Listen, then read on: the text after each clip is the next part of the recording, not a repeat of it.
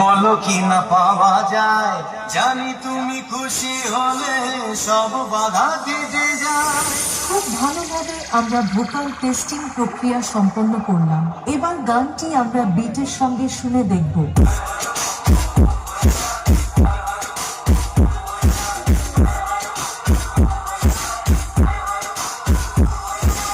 তাহলে এবার মেদিনীপুর এর সেই ভাইরাল স্টাইলে আশা করি গানটি আপনাদের হৃদয়কে স্পর্শ করবে।